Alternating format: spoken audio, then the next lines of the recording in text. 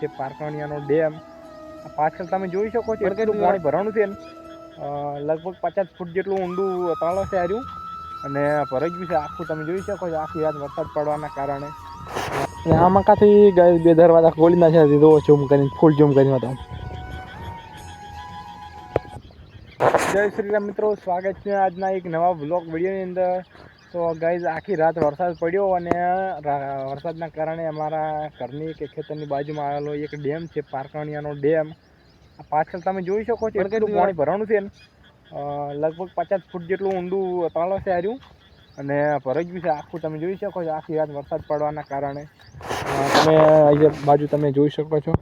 અહીંયાથી તમે જુઓ કોરી કોરી આ બધી વાડી છે અને પાણી તો તમે જોઈ શકો છો ગાઈસ આખું ભરાઈ ગયું છે અને આમાં કાંથી ડેમના બે દરવાજા ખોલ્યા હોય ને એવું લાગે છે। ઝૂમ કરીને બતાવું તમે જુઓ એ નહીમાં કાંથી આવી રહ્યું છે પાણી જોઈ શકો છો તમે। બાકી આ છે આખું પાણી અને આપણે બધું ખાલી છેડાના કિનારે બાકી બહુ ઊંડું તળાવ છે ગાઈસ। 50 ફૂટ જેટલું ઊંડું પાણી કહેવાય।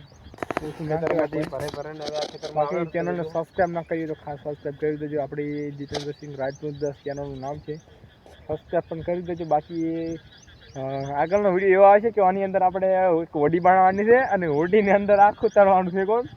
તો ખાસ ચેનલને સબસ્ક્રાઈબ ના કરી તો સબસ્ક્રાઈબ તો કરી દેજો।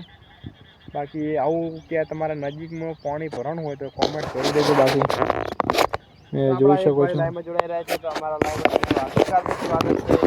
છો બાજુ પણ તમે જોઈ શકો છો વરસાદ તો ભારે પડ્યો છે તો મને ખબર પડતી જશે મિત્રો આપણે લાઈવ ચાલુ છે એટલે ખેતરોમાં ફૂલ પાણી ભરાઈ ગયું છે। તમે જુઓ પાણી તમે કેટલું ભરાણું જોઈ શકો છો। આ બાજુ પણ તમે જોઈ શકો છો બનાસકાંઠામાં અતિ ભારે વરસાદની સંભાવના છે હાલે। આ બાજુ પણ તમને થોડાક ચાલીને પણ બતાવું।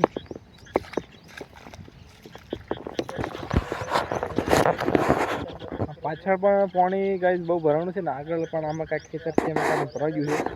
બાકી આમાં કંઈક અમારે તળાવ જ છે પણ 50 ફૂટનું ઊંડું આમાં કાંઈ પણ તમે જોઈ શકો છો।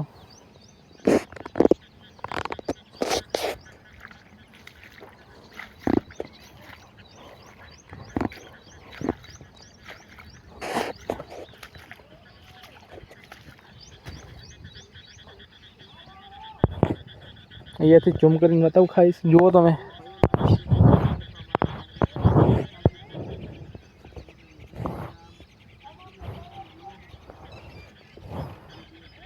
પાણી જોવો ગાઈસ કેટલું છે અને આમાં કાંથી ગાઈસ બે દરવાજા ખોલી નાખ્યા છે ઝૂમ કરીને ફૂલ ઝૂમ કરીને બતાવું।